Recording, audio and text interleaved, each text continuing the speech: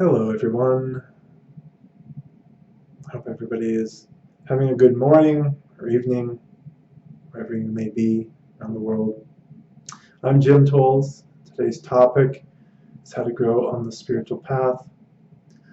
For anyone who's new, the way you can ask questions is over in the right-hand chat pod. And you can just type in when you have questions as you like, although I usually free flow for about 30 or 40 minutes. It just sort of depends on the topic. So as you're sitting here, I just encourage you to relax and get comfortable. Take a few minutes to come into your body just by gently breathing. If at any given time there's a problem with the video or audio, please say something in chat pod, and it would be great if somebody could just go ahead and type something into the chat pod to let me know that you can hear me. And once that happens, then, I'll get rolling. I'm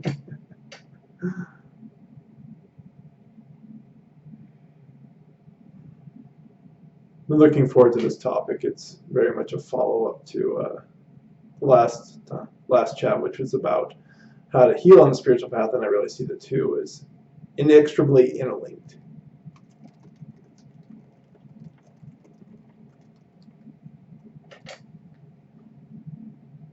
Great, thanks, Lace. I appreciate that. All right, so let's talk about spiritual growth. Just stepping back to 2 weeks ago when I was talking about how to heal. The first thing, even before that, really is being.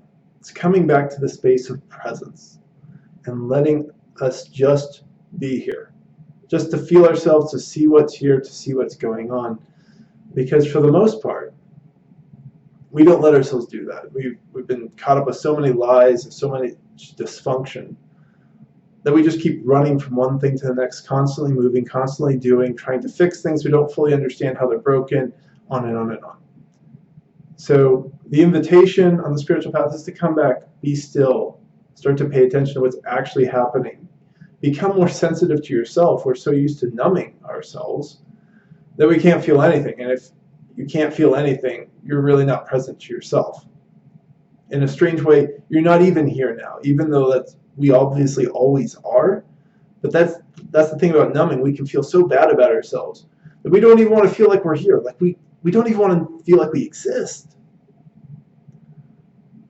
So that's why a whole lot of stuff that goes on before you even start healing is just cleaning out your inner system. And I recently did a newsletter talking about why substances are problematic. It's because they get in the way of us understanding ourselves, of feeling ourselves. And for the most part, most people are fortunate enough to have bodies that self-regulate wonderfully. So when we get out all the drugs and the alcohol and the caffeine and the excess sugar that is just in everything now, we start to notice what's going on. And that's coming back to the beginning, to being, to noticing what's going on in ourselves. With that comes usually the next layer, which is healing. And as I said 2 weeks ago, healing is more than being able to identify what society currently considers an issue. Like a broken leg, we consider that to be an issue. An alcohol problem, we consider that to be an issue. Child abuse, we consider that to be an issue, right? There are other things, like for me, I really like to focus us on some of the ones that are hidden in plain sight, like being productive. There is a huge emphasis in Western society, especially in the US, about always being productive, always producing something. But the reality is we don't need to produce that much to be okay. And yet, we're so caught in this belief in the sickness of the mind, right? This is where we have to heal the mind, that we have to face this down, and it can be very difficult. I know it was for me for a while to not do a lot, and then to see the reality that I was actually just fine, that I could just sit here and be. And you do enough, and you can take care of yourself, maybe have a little extra on the side for a rainy day or any issues that may come up, but you don't need that much. You don't need to be that productive. And so this is just one of many ideas that are hidden in plain sight that many people don't think is an issue. So that's just something that's important to understand about the healing cycle, that we move through what people already consider to be issues, further and further into spaces where we start to understand additional issues that is just commonly accepted. This is another way where common sense doesn't really work for most of us as we get more and more healthy, because we see that a lot of what's commonly accepted doesn't make any sense.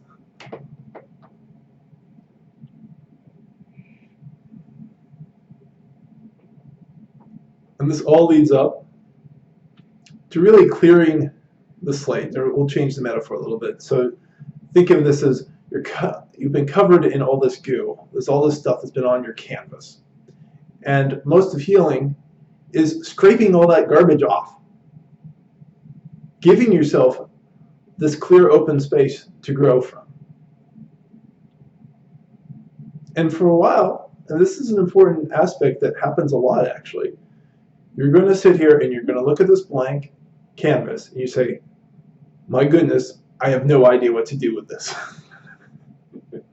I've been living this life, which for the most part has been this diseased, lie-filled garbage heap. Even when we think we're healthy, right? That's the horrible thing. We're so ignorant about what real health is. When we think we're healthy, we're doing all the things society's told us to do. We often find out that we're completely not healthy. And that continues to expand your understanding of just how diseased humanity is right now, how difficult we make things on ourselves, how much harm we're doing to ourselves and to others. And so since that's been filling up so much of our time, our beliefs, the society around us, we look at this blank canvas and we just have no idea what to do. And this naturally takes you back to that step of breathing into the moment. Just be here. Be with this blank canvas. Usually that will lead to a little bit more healing of the mind, because the mind will probably come in screaming, we can't just sit here. What are we going to do? What's going to happen to us? Am I going to live? When did I have it? Right, it comes up with all the objections that you haven't worked through yet, because typically it's not like we get completely healed by the time we start growing. It's intertwined. I make these designations to hopefully make it a little bit easier for you to understand yourselves. To kind of grapple with this complex thing that is a human being. Some of it's complexity that we've made for ourselves, and some of it's just the whole quality of being a human. I mean, the human body itself is incredibly complex. It's really a small miracle that we can interact and live the way we do.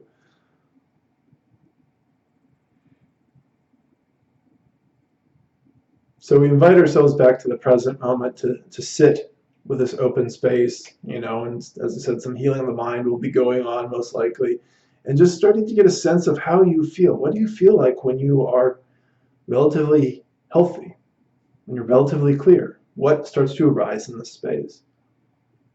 And it's different for everyone how long you're going to sit here or how quickly you're pulled back into the healing cycle, because in so many ways we have multiple walls, multiple cages. Every prison cell you bust out of, you suddenly realize you're in a bigger prison. You bust out of that prison, you realize that's part of another prison, right? It can go like that for a while, and depending on where your sense of living, of thriving, wherever that really resides, it could be really way out there in a completely different means of thinking and living than you've ever been exposed to. And way out there doesn't have to necessarily be drastic in the sense of kind of fantastical, I guess, is where I'm going with that, where sometimes we have some really crazy ideas like, I have to be something just completely different than what society says. It's not necessarily that. It's just maybe completely different than what anything you were taught you could be. Maybe you were supposed to be a tribal leader in Africa, right? Something like that, right? Which, if you've grown up in a suburban town and you've been a firefighter your whole life and all that sort of stuff, that would be like way outside all those prison cells of beliefs that would say, no, you can't do that. You're not this, you're not that. You don't know how to lead a tribe.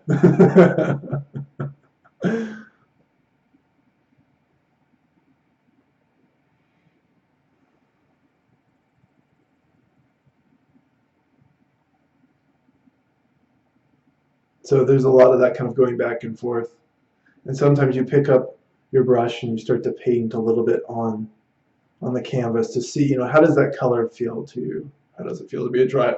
Start talking to a tribe. How does it feel to do art? How does it feel to write? How does it feel to lead? How does it feel to be a community activist, right?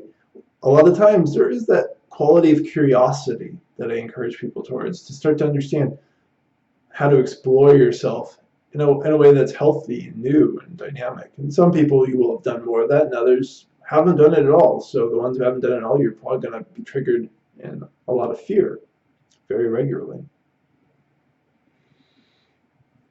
Right. In more simple terms, we usually call this stepping outside of our comfort zone, but the comfort zone is a problem.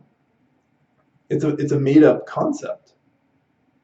We think, such and such things are going to make us feel safe, but there is no real safety in the world.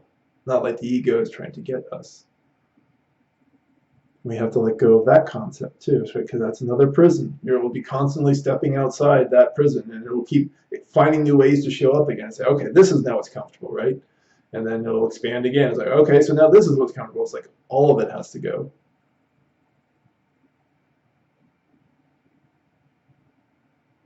Because the deeper peace is what really matters. That deeper peace, that space of being that you keep coming back to, that is the driver of growth. That is the driver of the conscious awareness inside you. This is kind of like a plant. And I know many of you are probably going to be getting sick of my plant metaphors, but the plant is so smart, so intelligent on its own, it never has to ask anybody else how to be a cornstalk. Right? It's never leaning over to the tulip saying, am I doing this right? I believe there is a quality inside of us that just arises, and if we allow it and flow with it, it takes us into the growth and the direction and the colors that we want to paint on our canvas and all those things.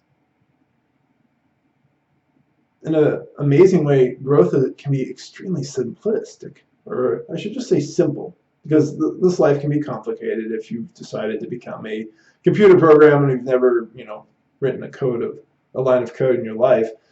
Then that's going to be a complex thing over here. But the simplicity of the self-understanding remains. That you're just sort of drawn towards it because there's a curiosity, because there's a part of you that just comes alive when you start to explore that space.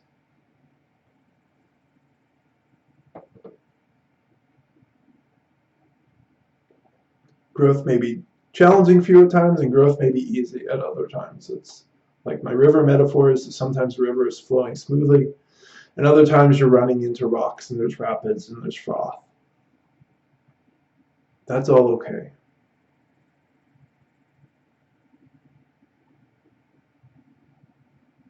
A lot of times we think the spiritual path will make our lives easier. It does not. It can make our internal space easier. And that's often what people are really talking about when they say anything's getting easier and you're flowing. You feel that sense of ease inside yourself. Doesn't mean the challenges that you may face around you are easy.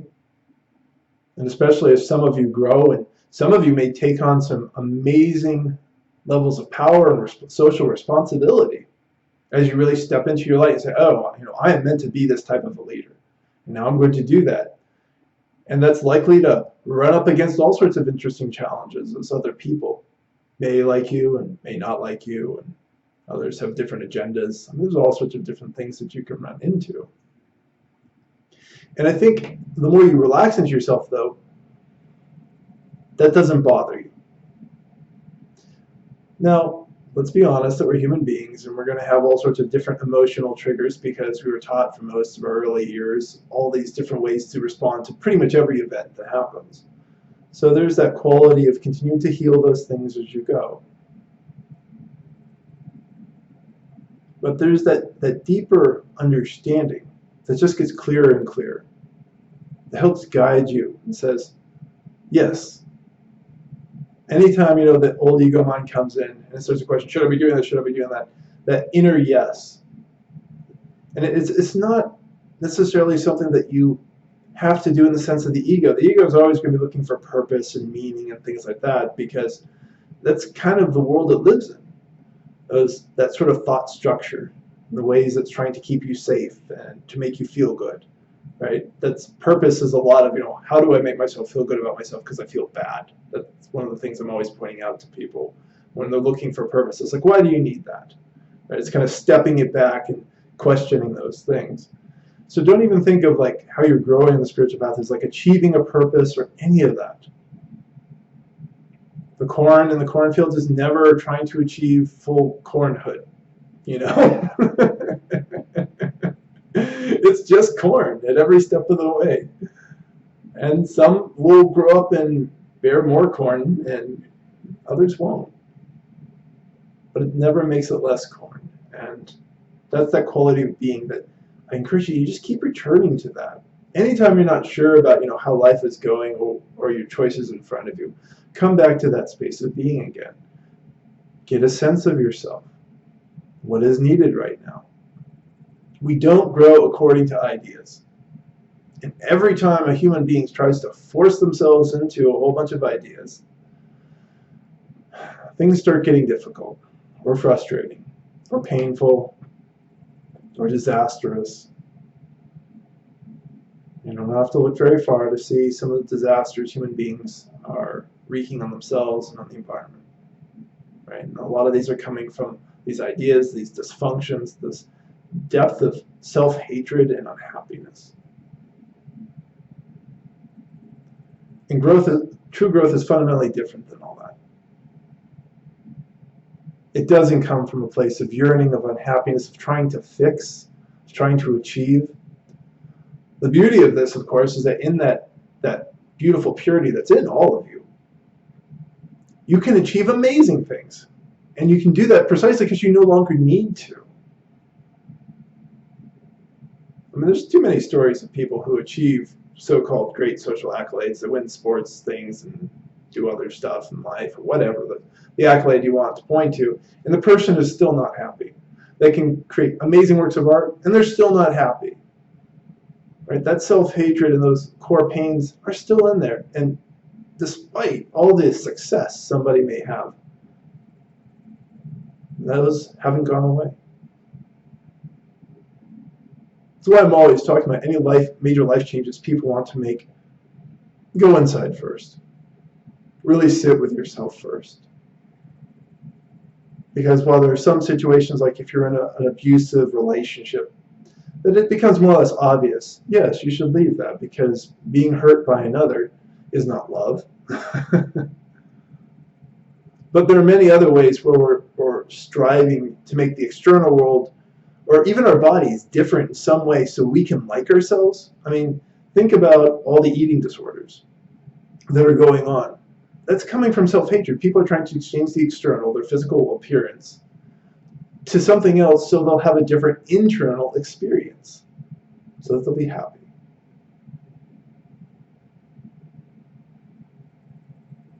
True love is accepting yourself exactly as you are. Go towards true love whenever you feel unhappiness. And accept the unhappiness. But as you accept it, get to know it. Why is it there? Why do you believe in it?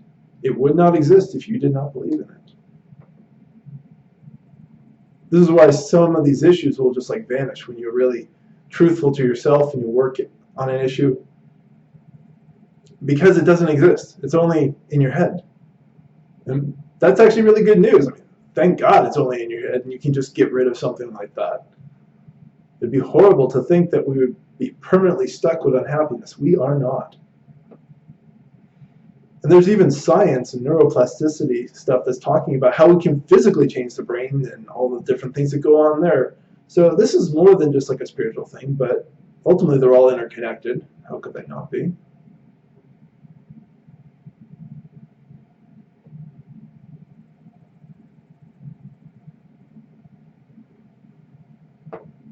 So you just keep coming back.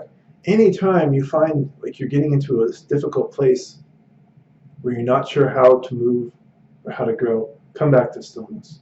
Because like I said earlier, we don't need to be that productive. And there's an intelligence in each of you that already knows the way. And sometimes it's going to be challenging to step outside, as I said, the comfort zone, to start to do new things, to do things that people in your current social circle may or may not approve of. Often it's the fear that people around us will not approve us that keeps us stuck, more so than anything that other people do. Every now and then you'll find, a social circle that's truly sadistic in some way or controlling, and it's more often not in a family situation where somebody is dependent that rises up. But there's plenty more times where the person thinks that other people aren't going to accept them for making a move someplace else, or changing a career, or getting a divorce, or marrying somebody completely different than what the family thinks that you want, all that sort of stuff. A lot of times people aren't that hard to turn around on those. And it's really us in our own fear that's saying, I can't go in this direction, I can't have this, or whatnot. And once again, that's just more places that we go to heal. I think one important aspect of growing the spiritual path, especially if you're stepping way outside anything you understand, is reaching out for help. I think there's a real natural humility that comes to all of us as we go further along, that anybody who's had that arrogant ego thinks they can figure it out all him or herself.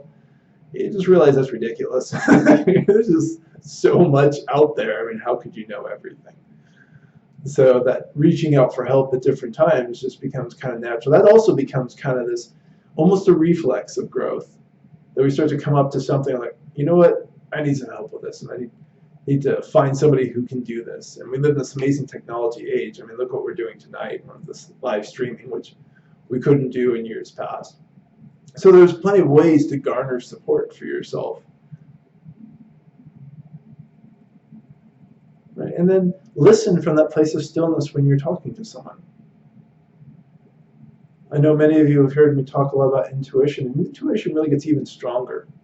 Because to me, that's part of that intelligent side, is that intelligent growth, that intuition is I need to grow in my mind or my heart or my body, or whatever you may be needing to do to continue on your journey to grow in the way that you want to grow.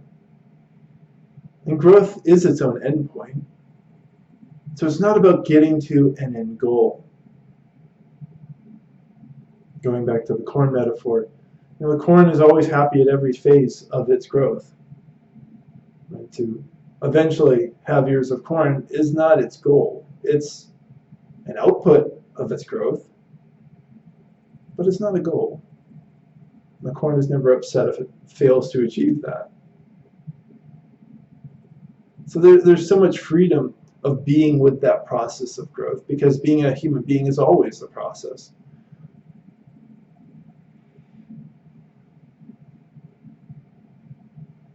But we just keep coming back to the timeless within us. Of, here I am now. Be at peace with where I am now. And from that peacefulness and that presence, that being, more growth arises. You start to say, oh, it's time to go in this direction. Everything just keeps getting clearer and clearer. There's a mental clarity in true spiritual growth that's just phenomenal. And you may have at times where the ego self runs and says, no, it can't be like this, or I have to do this soon. It's like, and you want to question that. Because I know as I pay more and more attention to myself, like I just see certain rhythms, certain patterns that are emerging in my life. And it makes it that much easier to join with them. So another aspect of growing the spiritual path is as you've moved through those spaces of the blank canvas, the exploration, when you start to see something emerging, join with it. Don't fight it. Don't argue with it.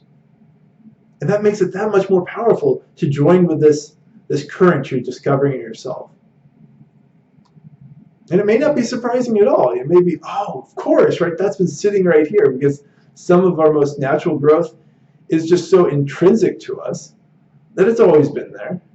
But for whatever reason, we probably had an ego that didn't believe that was a valuable trait or understanding or whatever. It's amazing how much we discount ourselves. It's amazing how much we've been taught to discount ourselves.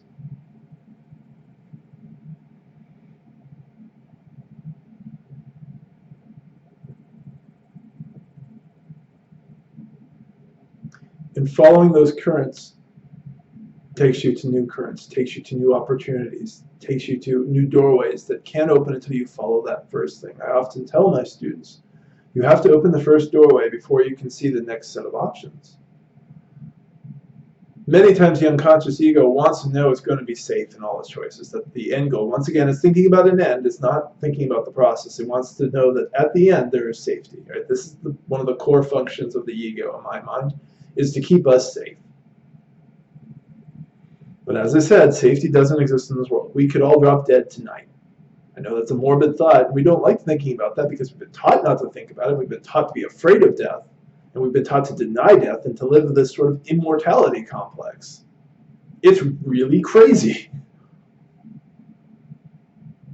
So we just have to totally give up this hope for safety and start living our lives, which is typically when we start to feel really safe and feel really good. The concern about being safe tends to make us feel unsafe, and this is true of many of the what we would call negative emotions. The desire for something makes us feel bad. The need for safety, right, brings up fear. The wanting for something can bring jealousy or anger, right? And so we let go of the wanting and the desires and all that stuff, and we just be here, and suddenly we feel way better.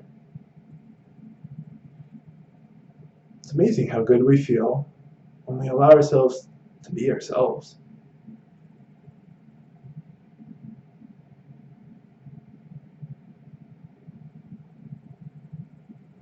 So what happens when we start to join with the flow, when we open that next door, when we reach out for help as we need it? Something builds, something grows, something takes on a life of its own. I've generally found in my own experience that when you're in one of these places inside of you and you're not resisting yourself, you put in like 10% effort and the universe does 90%. Often, when you're not in the flow, you'll put in 90% effort. The universe may toss in 10%, maybe not even that, but things keep falling apart. In spiritual growth, things keep growing, keep moving of their own accord. And this is actually when people start saying, wow, this is magical, this is amazing. And we say it's magical and amazing because we're so used to forcing things. We're so used to making life difficult on ourselves, internally and externally. And so what I'm talking about right now, maybe even for some of you, it sounds like magic. Oh, wow, it's just glorious. And this can bring a certain naivete that I want to illuminate. I don't want us to think that this requires no human work. There is human work. I mean, the work that I'm sharing with you today has grown up over several years. And there's been very much an intelligence to the spiritual teaching of how I wanted to grow, what I needed to do, when I was ready to teach certain people, when some people needed to leave my life, when others entered, all that sort of stuff. I wouldn't necessarily call it easy, but there was an ease in it. So I just want to offer this because it's important, because some of you are going to run up against challenges. That's just going to happen in your spiritual growth. Sometimes as a little plant grows, we run into more rocks in the garden. We run into other bushes and branches and trees and things that are around us. And we have to find ways to make space through our own self-love and kindness and to see what arises from that. I mean, you can obviously imagine if somebody is called to be a peaceful revolutionary, and we'll use Syria, like that would be a very challenging calling. That would be some very challenging growth, and the work that that person would have to do would be tremendous right now. To bring all those parties back together to say we need a new peaceful Syria. But it can be done. And for the right, and it's probably obvious it's a group of people because it's a group of people causing the conflict, but the right set of group of people to come together is going to be tremendously challenging for the most part. But the person, where their growth naturally moves in that direction, there is an inner ease that will be there. And that person will know it and feel it, and will be willing to spend the hours and hours and hours and hours in negotiations, working to get people to come to peaceful terms together. And it's just so important to appreciate the diligence that may be asked of you with your spiritual growth. Because with naivete, as I said, with those of us who may think that there's this magical quality to it, and we can call it that if you like, but as I said, I think a lot of it's just getting out of our own way. The magic of not fighting ourselves. You know, you may not be ready for the discipline that your life asks of you. And everybody's lives are going to be different. And everybody's roles are going to be different. I mean, for some people, it's just going to be the discipline of being the mom, which is a lot of work on its own, depending on how many kids you have and what's going on with your kids. You know, a mom raising a child with disabilities is going to have a lot of challenges on them. And that will force a certain amount of discipline and being able to be prepared and help the child grow and thrive in as best way as that child can if the child has a disability. right? So there's a lot of ways that we can all grow, and they're all equally important, and that what matters most is important to you. And only you know that. No one can really tell you if you're growing. I mean, I certainly have senses of people. When you can just see it in their eyes, really. When they're living, they're genuinely living. This is what they love. And I think that's an important aspect I haven't really touched on yet, is the aspect of love and growth. That if you're living a life where your growth is in being a beach bum, and that can be true, or being an accountant or a top executive at a business, there's a quality of love and kindness and compassion that goes with it. A lot of the pain that other people inflict on others comes, or most of it comes, from the pain they feel themselves.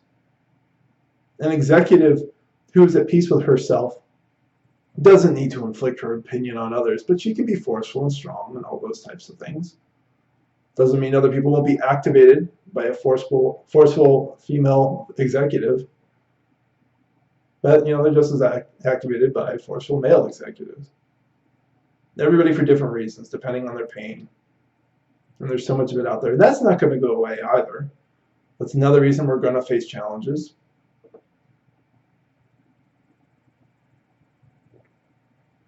People aren't going to stop being in pain anytime soon. Which is why what you do for yourself is so important, because people need to see others who aren't in pain. They need to see what spiritual growth looks like in a variety of ways. I mean, it certainly isn't limited to the spiritual teaching, spiritual healing world, if that's what you're called to do. If that color comes out in your canvas, that's fantastic. But that's not the only way to live. It's not the only way to be spiritual. Spirituality is in everything, because we're all here now. We're all interconnected. In that way, we're all spiritual. And we are all love.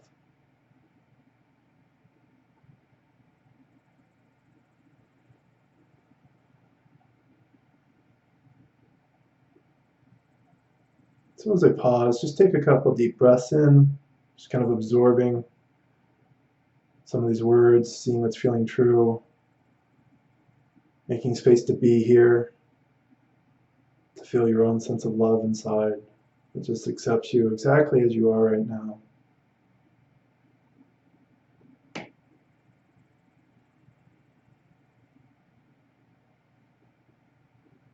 But there is no end point to the human side of growth. Not until we die, and then we move on into the spirit world, and that's fine. I'm never really much interested in talking about the spirit world, because I don't think we're particularly good at living in the human world. And I think this human world's enough for us right now. We'll all get to the spirit world soon enough. Then we can engage with that and all the truths of that reality. But for now, just learning how to live, how to allow ourselves to grow and to thrive, to feel that. Even as you're sitting here, just imagine what that would feel like. What would happen in the mind? What happens in the heart? If you're truly just growing, naturally, uninhibited, unlimited, what happens in the body?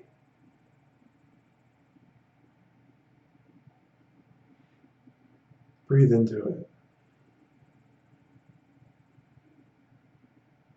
Can you feel it?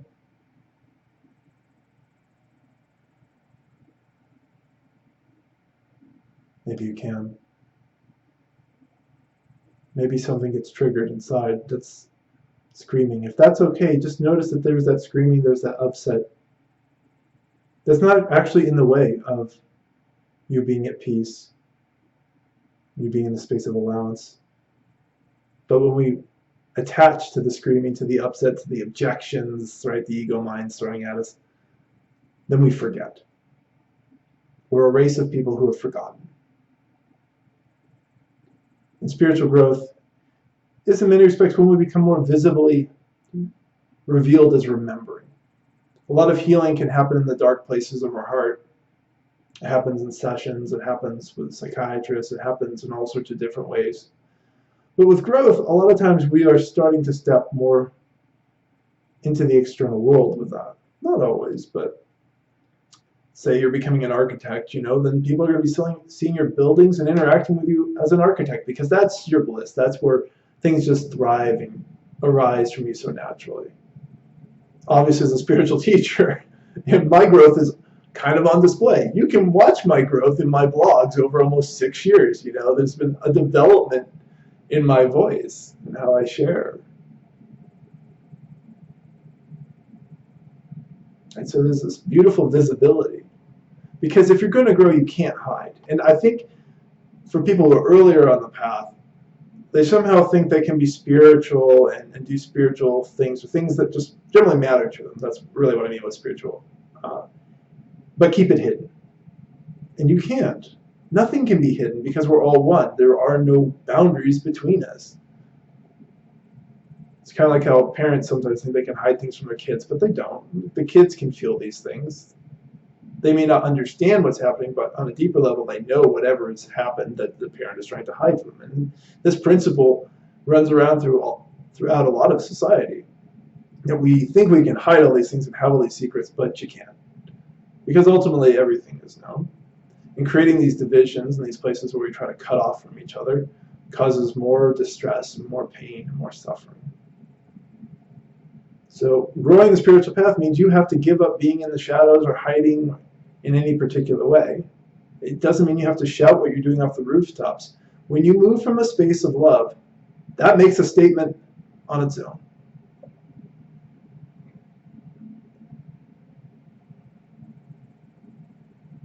Let the moving from love be all the statement you need. Right? It's the ego also that wants to state whatever it wants to state. Say, hey, look at me, I'm this or I'm that. It's like, no. that in and of itself is still kind of a hiding. Because we're never really showing everything when we jump out in public. Something like that is usually what's being hidden is a need for validation.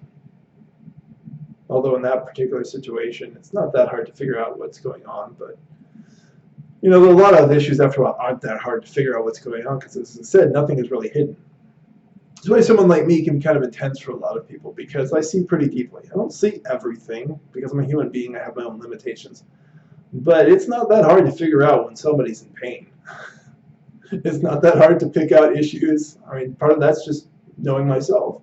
As you know yourself more, it's not going to be hard to pick out what other people's issues are with the self-hatred and the woundedness, and it's not hard to pick out abuse issues. Like, it just gets clearer and clearer the more clear you are in yourself.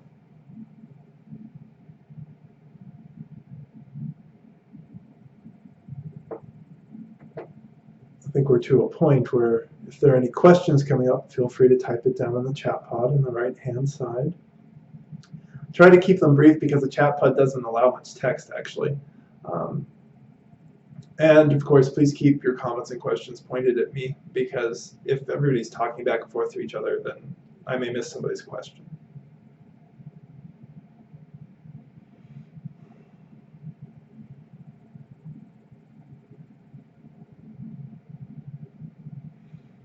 So it's kind of a quick recap as people are thinking and typing.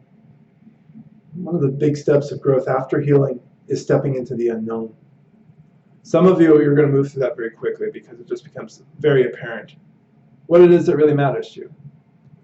And others, you're going to sit in that space with a blank canvas, with a blank page, wondering what you're going to draw or type, right?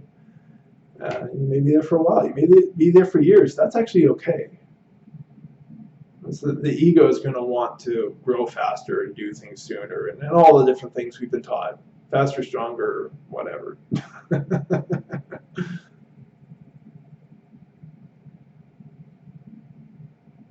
So, and then there can be the sense of this impulse. And when that intuitive impulse, that intelligence moves, it may take you outside your comfort zone, in which case you're going to face fear and you have to go that way to continue to grow.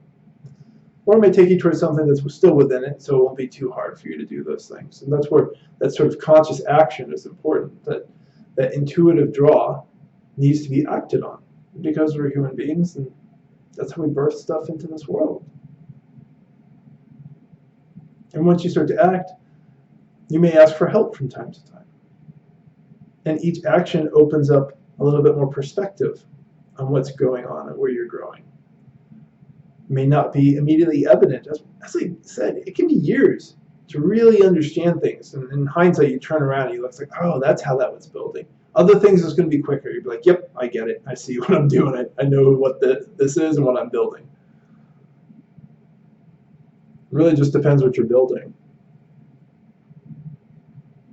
And because you allow things to be dynamic, there are going to be cycles of rest as well, where you stop building this thing and wherever you are is where you are for time, peace. And sometimes that's because you're making space for new people to come to help you, new technologies to arise now that you can use to continue to build this new sandcastle of yours. And it's important to understand that the growth is like building a sandcastle. You do it for the love of it. Once again, emphasizing the love part again, because if you're not loving this path, if you're not at peace with it, then you're not really growing. You're probably playing another game with yourself, trying to prove something to yourself. You never have to prove anything to your divine self, ever.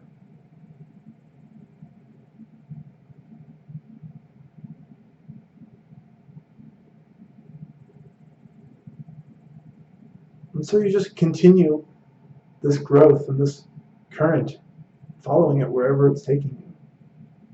And sometimes the things that you will build in the physical world, like a business or something, that sandcastle will get knocked down. It's not going to last anyway. Nothing lasts forever. Even the great pyramids are going to turn to sand someday. That's just how it is. That's another reason why letting go of the end goal, letting go of any attempt for permanency, and letting go of any attempt to reach safety, to finally think, aha, I've arrived, now I'm safe. Those all have to go. Be safe in the here and now. For the most part, you probably are. Safety really is supposed to just be for when we're in physical danger. And in the West, right now, it seems like everybody, well, I shouldn't say everybody, but a lot of people are acting like they are always in imminent danger, when they're in no danger at all. They've got food, they've got water, they've got shelter, nobody's trying to kill them or hurt them. Obviously, there are problems in the West. There's certainly far too many people who are hungry in the United States. But by and large, the way, as I said, we're interacting with these fear triggers is just way over the top. So we drop those end goals and we just keep enjoying building a sandcastle when life washes it over or some kid kicks a hole in it. This too can become part of the joy of the rebuilding, of engaging with life. It doesn't seem like it at first, and this is just a place that you're going to come to the more and more you let go. It's like, oh, somebody kicked a hole in it. Of course they did, you know. And maybe you rebuild the sandcastle, and maybe you let the rest get kicked over. It's just going to be, you know, up to you. It's your path, it's your growth.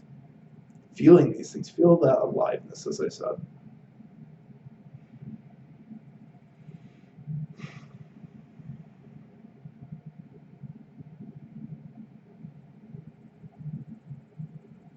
So does anybody have any questions today that I can answer?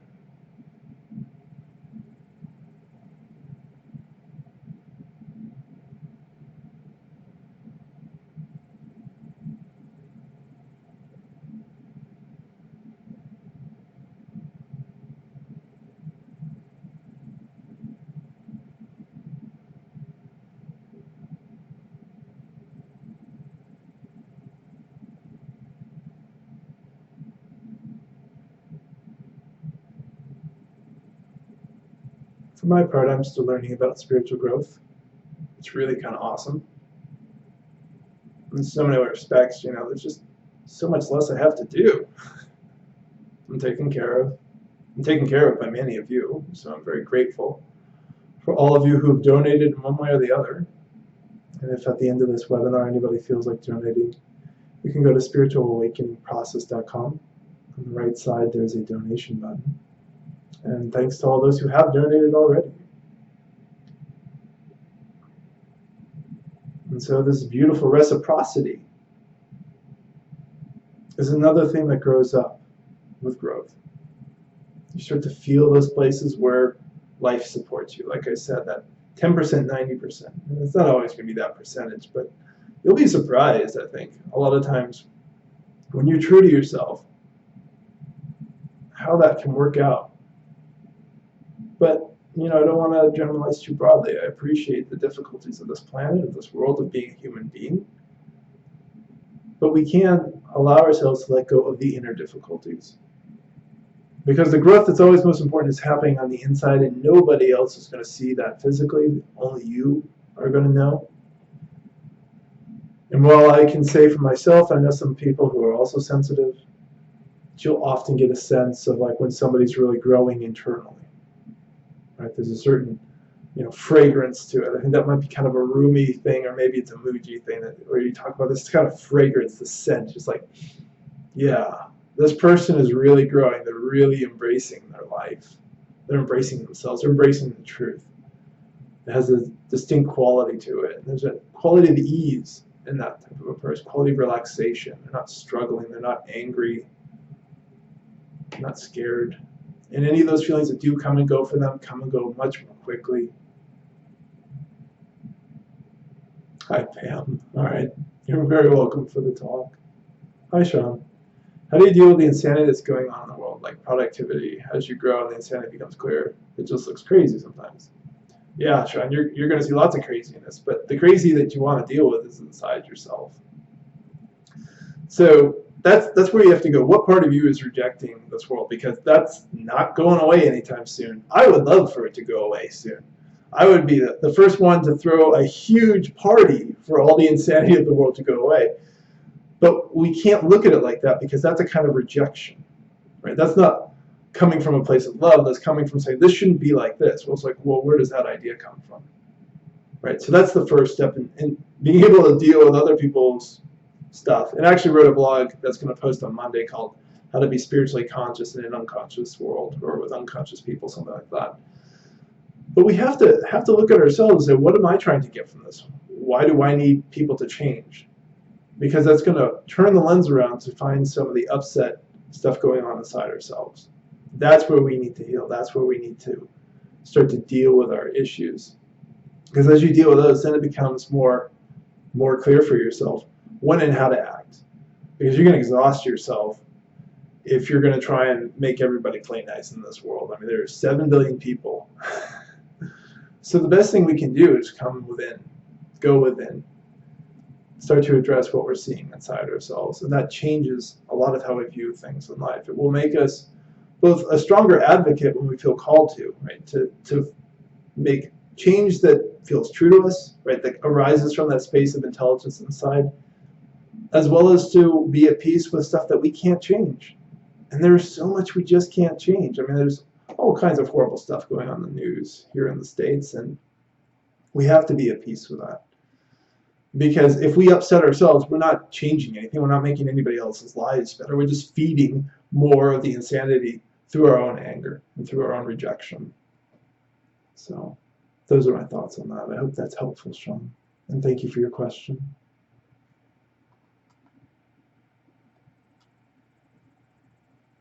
What other questions do people have? We have about 13 minutes left.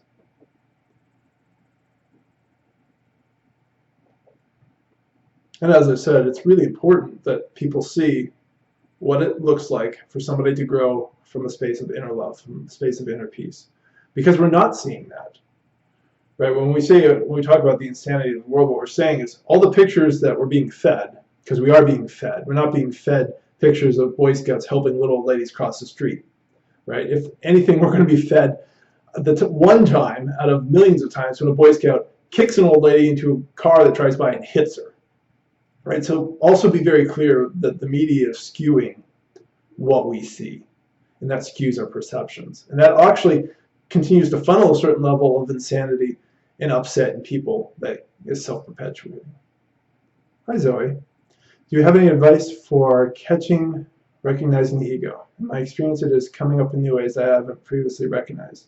I would like to avoid negativity as much as I can. Well, I have a little bit different way of looking at that. I say sit with the negativity and turn towards it. Say, What are you unhappy about? Because that's one of the ways we start to illuminate our hidden assumptions, our hidden beliefs. Zoe, we have a lot of hidden beliefs, and we don't even realize how much stuff is going on. I mean, it's like going back to the metaphor of coding. We are kind of like computers, and we've been coded with all these lines about how to interact with every situation, with every feeling, every sensation, just line after line of that inner code. And so it's not surprising you're going to find the ego coming up in new ways. But you can always look for the issue around safety. Like, it's always trying to make you safe. If you're angry at something, it's probably because on some level you feel unsafe about it. If that's the case, then you go towards that sense of unsafe. So, well, what am I feeling unsafe about? It's like, why am I complaining in the office kitchen about the boss? Is there something about that I need to know for myself? So you start to explore, okay, so I don't like my boss. So is this an authority issue? Is this a fear of getting fired, which is hiding a scarcity issue? Right? So the inner inquiry, Zoe, it's really what's important. I don't have a blog off the top of my head that I can point you to. I mean, I've got like over 600. But if you got to search around on ego, there's a bunch on that. And I think today's thing that got reposted was around avoiding parts of our work. And so if there's any sort of avoidance things that you want to look into, I shared that on Facebook over on Spiritual Awakening Process. That's the name of the Facebook page. Another question from, and I apologize if I get your name wrong, Snehal. Is it appropriate to ask a personal question about my health issue related to energy work I receive? I wouldn't really do it in this space because this is a public space. You can always email me. So if you go to spiritualawakeningprocess.com, my contact form is there. You can ask me about that. Just be advised, I don't get into health issues too much because there are some things that we do need Western MDs for. And sometimes we go too quickly to a spiritual teacher to ask about something that may actually be a real health issue. I mean, I definitely have plenty of opinions. I've talked about the impact of the body and energy. So you can also search on some of the blog posts as well. But I just wanted to offer that caveat. So thank you for that. Hi, Lace. Thank you for providing this talk. I'm just wondering if you have any tips for applying spiritual disciplines such as meditation while breaking down previous habitual things that no longer serve us. Well, Lace, I'm a big fan of meditation. I think it's a great place to calm down and pay attention and see what's going on, as well as to kind of look at what's driving some of these habits. And when we relax and we can be clear of mind, then it's easier after meditating to journal about it. Say, okay, so here's this habit. What am I trying to get with it? Another aspect of the ego is always trying to get something. So we start to wonder, okay, so what does this habit get for me? When did it start? Those types of things help us to kind of illuminate more of what's happening around it. And then as you go, it starts to be clear, also when does it come up? When does this habit want to kick in? Is it a fear response thing or something like that? So the regular meditation is just good to get comfortable with yourself. And usually people just stop and get uncomfortable with themselves and they don't want to meditate anymore. If you sit and you're meditating and you're not comfortable, it's because you generally are not comfortable. And you have to want to ask the next question. It's like, why am I not comfortable with myself? I'm just sitting and breathing with my eyes closed, or even with my eyes open. So those types of things are important questions, right? So that self-questioning, these are ways that you can go within and you can start to do some of the healing work, because that's what we're talking about, is healing some of these habits that are encasing you and encaging you in a certain way of living. Let me know if that was helpful, Lace. You're welcome, Zoe. I'm glad you appreciate the talk.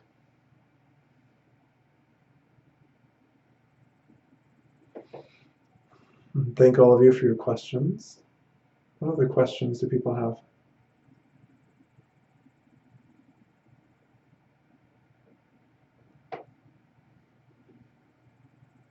I just can't emphasize enough that we make life so hard on ourselves. We live in this time of great abundance in this particular part of the world, in the Western world, and we don't appreciate it. And we're just so self-hating towards ourselves that it's insane. So, speaking to what Sean mentioned around the insanity, is that we really have to deal with our inner insanity. If we can't just sit and meditate, and if the minute we sit and meditate, we're uncomfortable. You're welcome, Michelle. I'm glad you're enjoying it. How can we expect the rest of the world to be comfortable and less insane if we're not comfortable ourselves, if we're not fully sane? And the spiritual path, sometimes I also describe it as a path towards sanity. That we just start to realize what's real. It's the beauty of that word realize, right? Real is part of it. Revelation is another great word because it's a revealing. It's not an adding to. We're never adding to the beauty of you. We're scraping off the garbage, like I said. We're getting out the shovel and we're shoveling off. In some respects, the blank canvas isn't necessarily, that's kind of more the human side of what we create out here. Instead, think of it more like, this beautiful masterpiece painting that's covered under garbage. You are that masterpiece. But when we've grown up with all this stuff, and if some of you have endured abuse, we've been covered in garbage.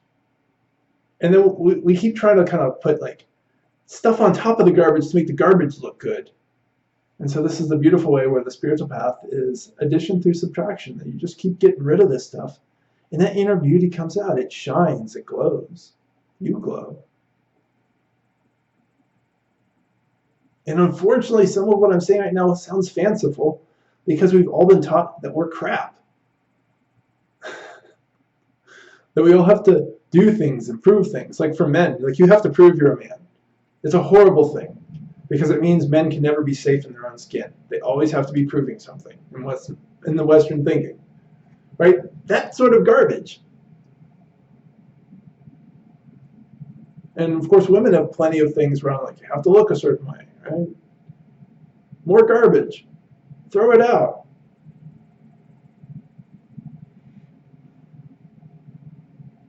But anyway, this kind of returns back to the healing and the importance of the healing. Because in doing that, it just makes so much space to grow and be yourself. And there's a simplification, I think, as I said earlier, that really happens as we move more deeply into growth. Because we're not in resistance to ourselves, we're not believing crap, we're not believing the lies other people want us to believe. We're just being. And that space of being is alive and dynamic and very intelligent. None of us become brainless on the spiritual path. I think there's that idea too. If we give up our ego, we'll stop being able to think or something. Clearly, I can still think. And I've let go of so much inner trash. And I am so glad that I have. And I feel so blessed that I had an awakening that kicked me out of bed hard enough to show me what was actually going on inside me.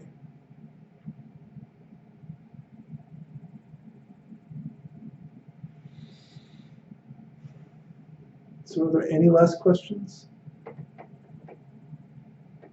While you think about it, the next free talk will be in 2 weeks. It'll be 10:30 a.m. One of my students requested to talk about the interconnection between the heart, body, mind, and spirit. So that's what we'll be discussing at 10:30 a.m. Pacific time. For anyone who's new, I alternate between the 6 p.m. Pacific time and the 10:30 a.m. Pacific time because it just works out better for right now. I believe Pam is in Australia, so it's helpful for her to have the 6 p.m. so she wouldn't be getting up in the middle of the night. And the same goes for my friends in Europe. The 10:30 a.m. is for them, really. And all those announcements end up on my blog, spiritualawakeningprocess.com. But actually, they're always going to be televised live on YouTube here at the Jim Tolles Live URL.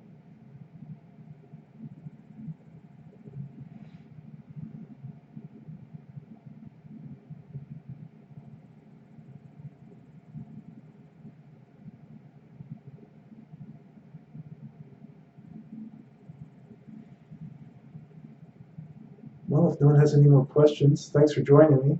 Thanks for all of your support from the long-timers, and nice to meet some of the people who are new that left some questions.